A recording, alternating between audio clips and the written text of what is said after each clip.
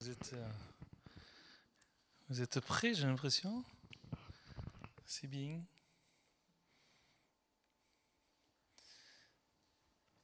Dieu va nous parler ce soir. J'avais quelque chose à cœur qui m'est venu comme ça pendant la louange. Simplement, regardez autour de vous. Regardez autour de vous.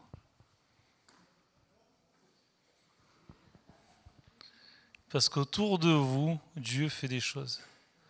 Dieu a fait des choses et Dieu va faire des choses. Est-ce que Dieu n'a pas répondu à vos prières récemment? Est-ce que Dieu n'a pas fait des choses récemment dans votre vie? Est-ce que, voilà, ce qui se passe autour de vous, c'est pas anodin? Et je pourrais citer 3, 4 témoignages rapidement de ce qu'il y a autour de nous, et c'est merveilleux ce que Dieu fait. Dieu est vivant et Dieu agit.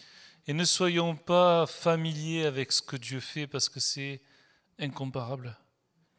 C'est vraiment incomparable. Je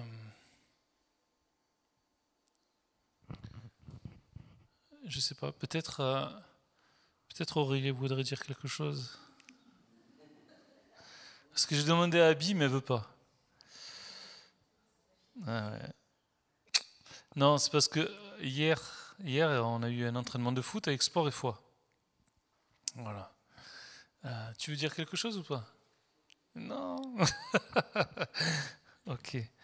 Donc c'est récent qu'on fait ça, hein. Ça fait le deuxième ou troisième entraînement.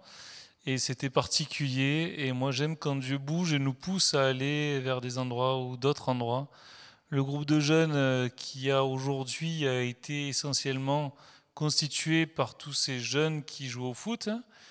Et là, on commence à glisser vers un autre groupe. Et du coup, d'autres jeunes se joignent à nous. Hier, il y avait un jeune qui s'appelle Loric, qui n'est pas croyant et qui est un ami de Rémi aussi. Et il était là hier et c'était précieux. C'est pour ça que je dis, des fois, on a besoin de regarder avec ce que Dieu nous donne de voir et pas avec ce qu'on voit. Est-ce qu'on est venu et qu'on a vu que du foot ou est-ce qu'on a vu autre chose que du foot? Et Dieu regarde au cœur et moi je vous encourage à regarder à ce que Dieu fait parce que Dieu bouge autour de nous et il y a des choses magnifiques. Et, euh, et j'ai eu l'opportunité de partager la parole aussi à la fin et je me suis dit ça va être spécial. Les gens me connaissent pas trop, je connais pas trop les gens. Après l'entraînement, j'étais un peu fatigué aussi. Et finalement, les gens, enfin, les gars qui étaient devant moi étaient tous attentifs, silencieux, même à l'écoute comme ça. Et j'étais très encouragé. Et Dieu m'a vraiment donné une parole, une autorité. C'est particulier. Je tremblais avant, je ne savais pas comment j'allais parler, et Dieu a fait. Et j'aime quand Dieu fait les choses, parce que ça ne dépend pas de nous. Ça dépend de ce que Dieu fait. Et je suis très encouragé par ce qu'on fait quand on suit Dieu.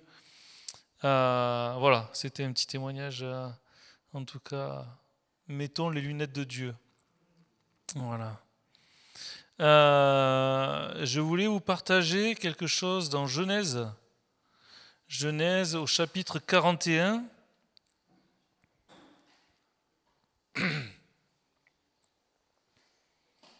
Il y a quelque chose de pas normal qui se passe. C'est pas normal. Et on va en parler. C'est pas normal.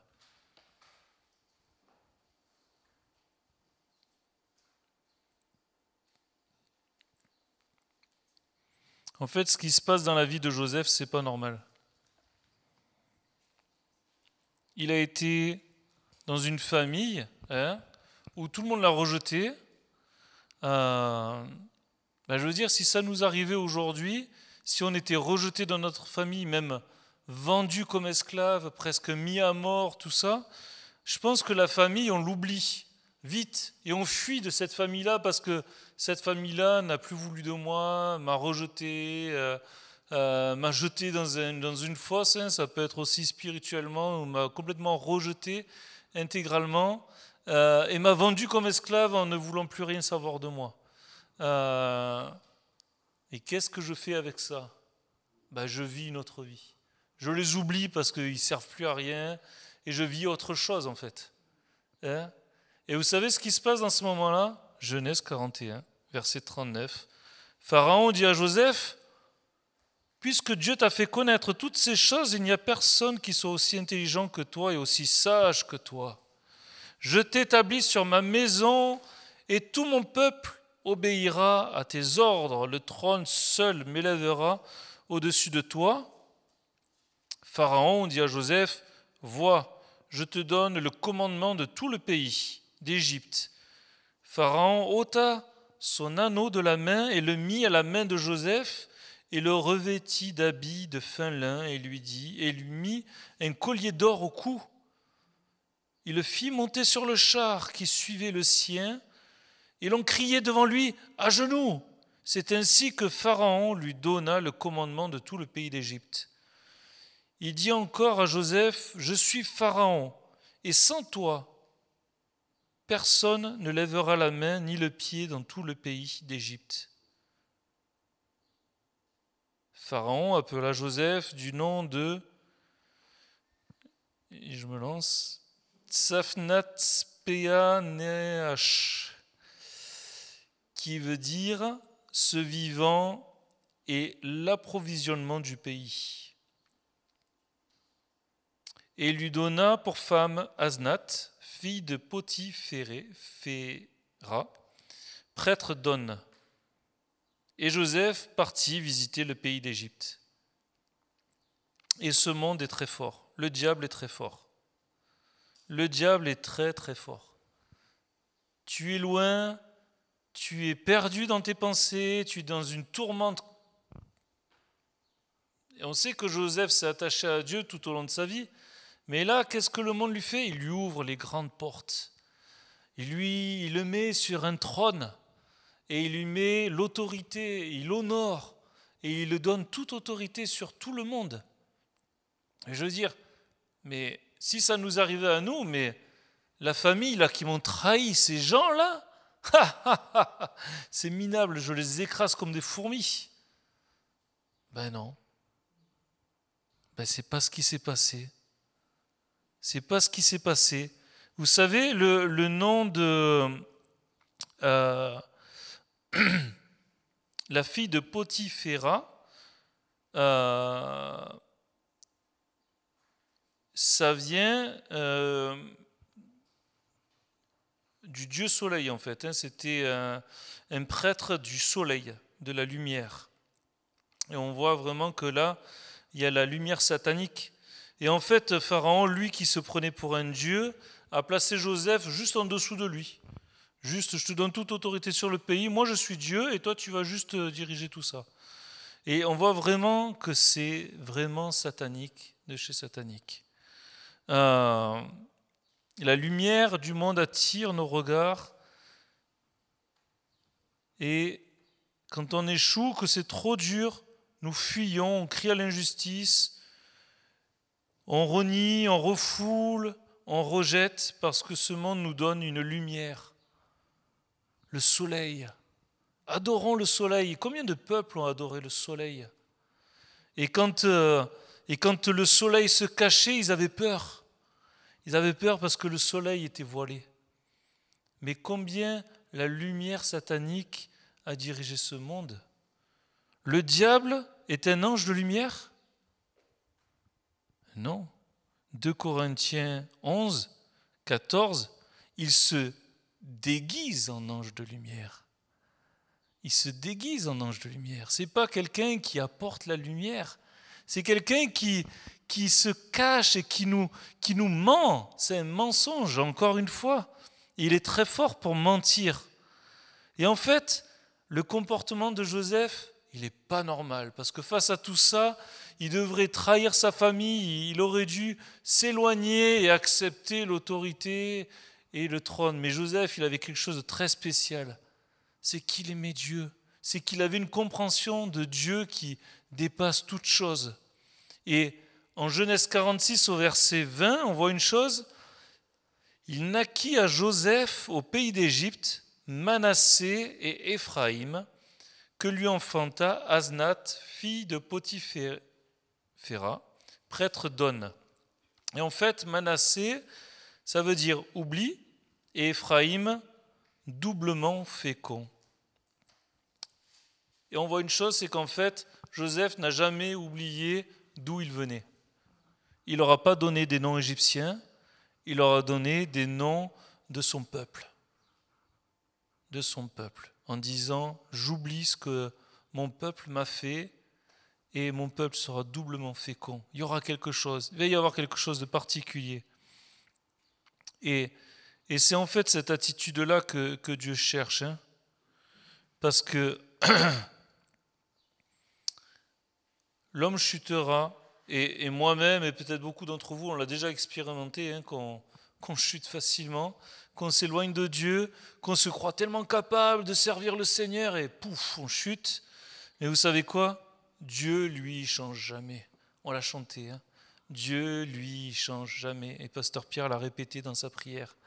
Dieu, lui, il est là quand on chute et quand on trébuche. Dieu ne change pas. Et pendant qu'on s'éloigne, que nous nous dirigeons vers la lumière satanique, que fait Dieu ? Il peut l'empêcher. Et Dieu peut empêcher ça. Non, il nous laisse. Il nous laisse. Pourquoi ? Parce qu'on a besoin nous-mêmes de faire le choix d'aller vers Dieu ou de ne pas aller vers Dieu. C'est de notre responsabilité. Dieu est là. Dieu nous montre tous ses bienfaits. Dieu nous montre tout ce qu'il peut nous donner. Et c'est à nous de faire le choix d'y aller ou pas. Vous savez, je ne dis pas on est jeunes, mais il y a des jeunes parmi nous qui, dans certaines situations, ils auraient pu se servir, entre guillemets, de jeunes filles, de jeunes hommes, d'alcool, de soirées, de plein de choses. Ils auraient pu se servir de ce que ce monde leur offre, mais ils ont, certains, choisi de se tenir fermes et de faire confiance à Dieu pour leur vie. Et je trouve ça magnifique. Et je peux que vous encourager à suivre ça. Parce que même si on est plus âgé, on a des défis en permanence devant nous. Mais Dieu est là. Mais Dieu sera toujours là dans nos troubles, dans nos tourments, dans tout ce qui se passe dans notre cerveau. Dieu est là. Et il sera toujours là. Matthieu 9, verset 35. Jésus parcourait toutes les villes et les villages, enseignant dans les synagogues, prêchant la bonne nouvelle du royaume et guérissant toute maladie et toute infirmité. Voyant la foule, il fut ému de compassion pour elle, parce qu'elle était languissante et abattue, comme des brebis qui n'ont point de berger. Alors il dit à ses disciples, la moisson est grande, mais il y a peu d'ouvriers. Et là, on voit une chose, c'est que les gens, ils sont éparpillés, ils sont effrayés, ils sont abattus, ils n'ont pas de berger. Ils n'ont personne pour les diriger. Ou ils se trouvent eux-mêmes un berger qui leur correspond à un peu à leur folie, j'ai envie de dire, et qui les amène dans un endroit où, à un moment donné, ils vont se trouver mal. Donc la foule.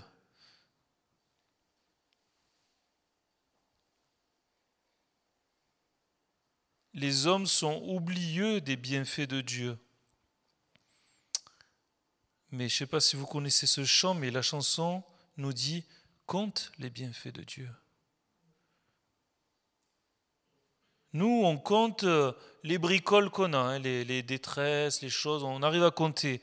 Là, la semaine dernière, il m'est arrivé ça, hier, il m'est arrivé ça, et l'année dernière, ça n'arrêtait pas, j'avais ça.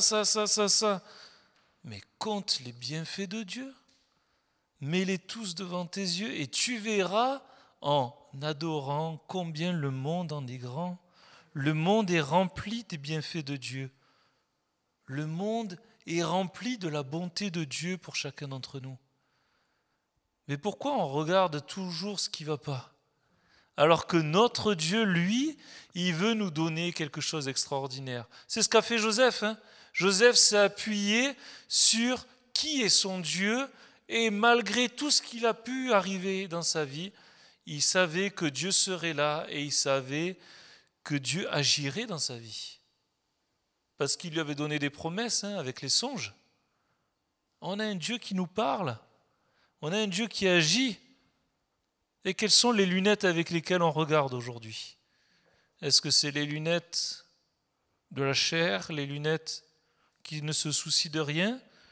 Ou est-ce qu'on regarde attentivement à ce que Dieu m'offre? Parce que Dieu veut nous offrir quelque chose. Notre vie n'est pas vaine. Le Seigneur veut nous encourager. Le Seigneur veut nous donner quelque chose d'incroyable dans notre vie. Il ne veut pas qu'on tombe dans un tourment. Il veut qu'on vive de miracle à miracle, de bonté à bonté, d'expérience en expérience avec lui, et qu'on se réjouisse tous les jours de notre vie. C'est ça que veut le Seigneur. Le psaume 116 au verset 10 nous dit « J'avais confiance lorsque je disais « Je suis bien malheureux ». Je disais dans mon angoisse « Tout homme est trompeur. Comment rendrai-je à l'Éternel tous ses bienfaits envers moi ?» J'élèverai la coupe des délivrances et j'invoquerai le nom de l'Éternel. Psaume 146. Louez l'Éternel, mon âme, loue l'Éternel. Je louerai l'Éternel tant que je vivrai, je célébrerai mon Dieu tant que j'existerai. Ne vous confiez pas aux grands, aux fils de l'homme qui ne peuvent sauver. Leur souffle s'en va, ils rentrent dans la terre, et ce même jour leurs desseins périssent. Heureux celui qui a pour secours le Dieu de Jacob, qui met son espoir en l'Éternel son Dieu. Il a fait les cieux et la terre, la mer et tout ce qui s'y trouve. Il garde la fidélité à toujours. Il fait droit aux opprimés, il donne du pain aux affamés. L'Éternel délivre les captifs. L'Éternel ouvre les yeux des aveugles. L'Éternel redresse ceux qui sont courbés. L'Éternel aime les justes. L'Éternel protège les étrangers. Il soutient l'orphelin et la veuve. Mais il renverse la voie des méchants. L'Éternel règne éternellement. Ton Dieu, ô Sion, subsiste d'âge en âge. Louez l'Éternel. Que votre vie soit ce chant, un chant qui loue l'Éternel. Parce que dans ma détresse, dans mon éloignement, dans tout ce que le diable peut faire, je lève un chant d'adoration à mon Dieu, parce que parfois il ne nous restera plus que ça. Il ne nous restera plus que ça. Crier, chanter, murmurer un chant, et les choses changent. Parce que Dieu vit. Dieu est vivant. Jésus est le chemin, Jean 14, 6. Oui, mais c'est le chemin, mais si je pêche, qu'est-ce qui va m'arriver? Pas de problème. 1 Jean 2, 1. Mes petits enfants, je vous écris ces choses afin que vous ne péchiez point. Et si quelqu'un a péché, nous avons un avocat auprès du Père, Jésus-Christ, le juste. Il est lui-même une victime expiatoire pour nos péchés, non seulement pour les nôtres, mais aussi pour ceux du monde entier. Merci Seigneur. Ne nous efforçons pas de plaire à Dieu, de faire des choses pour Dieu, parce qu'on sera toujours trop court. C'est lui qui fait les choses. C'est lui qui satisfait notre âme en fait. Ça va bien au-delà de tout ce qu'on peut penser. Psaume 94, vous avez vu, il y a plein de passages dans la Bible qui parlent de ça. Verset 16. Qui se lèvera pour moi contre les méchants? Qui me soutiendra contre ceux qui m'ont fait du mal? Si l'Éternel n'était pas mon secours, mon âme serait bien vite dans la demeure du silence. Quand je dis mon pied chancelle, ta bonté, ô Éternel, me sert d'appui. Quand les pensées s'agitent en foule au-dedans de moi, tes consolations réjouissent mon âme. Et on a un Dieu incomparable. À qui irai-je? Tu es le Dieu de mon salut. Tu es celui qui peut racheter mon âme, qui efface mes péchés. Tu es ce Dieu qui me donne un cœur vivant. C'est ce que je partageais hier. Je partageais sur un cœur de pierre et un cœur de chair. La pierre qui est froide et qui est dure, qui ne connaît aucun sentiment, qui ne connaît pas Dieu. Et Dieu veut remplacer ça par un cœur vivant, un cœur qui bat pour Dieu, un cœur qui se laisse aimer par Dieu. Job 1,7. Pourquoi Dieu demande à Satan d'où il vient? Pourquoi Dieu demande à Satan d'où il vient? Parce qu'il n'a pas d'endroit, pas de lieu, pas de racine, pas de père. Il se promène sur la terre. Et c'est ce que fait le diable dans nos cœurs. Il veut que notre cœur se promène. Mais nous avons un Père. Nous vivons dans la vérité. Le diable veut faire de ce monde un orphelinat. Mais nous qui sommes établis dans la grâce, nous devons refléter la lumière de Dieu et proclamer que nous avons un Dieu vivant. On peut le proclamer qu'on a un Dieu vivant. Toutes choses sont nouvelles. Et est-ce que Dieu ne vit pas en nous?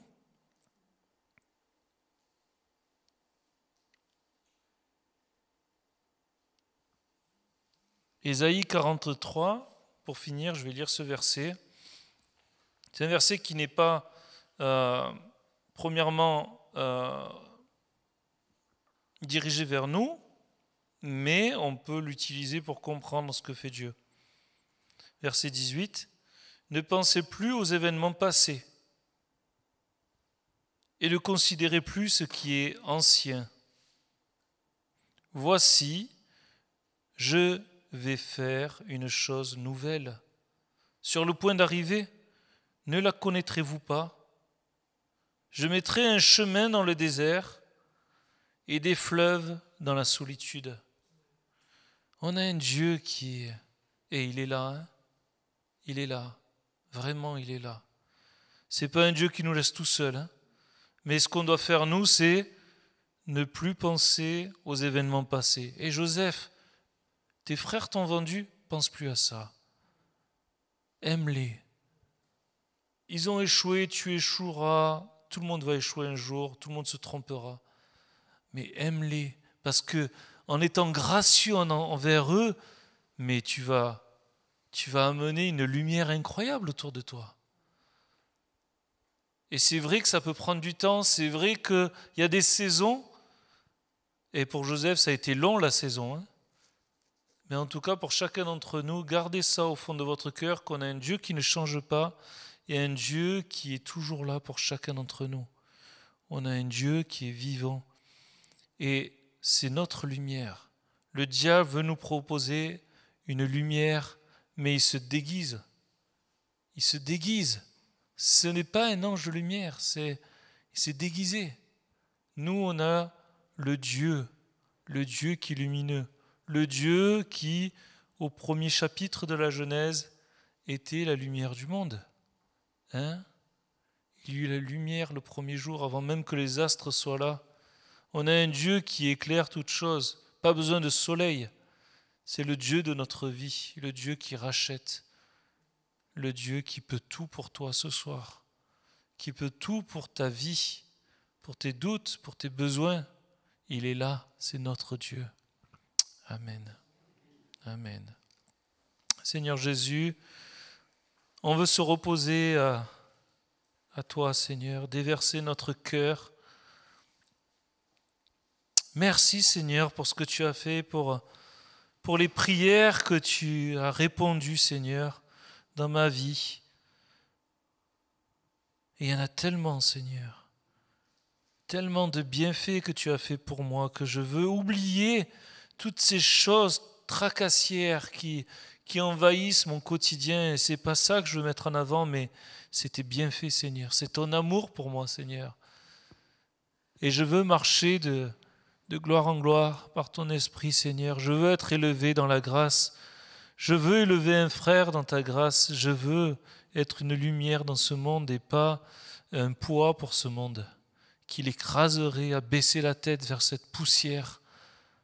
Seigneur, aide-moi à être un témoin fidèle.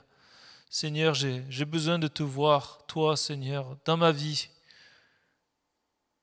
Merci, Seigneur, parce que toi, tu es là. Et je veux élever un chant nouveau, Seigneur, dans mes doutes, dans mes déserts.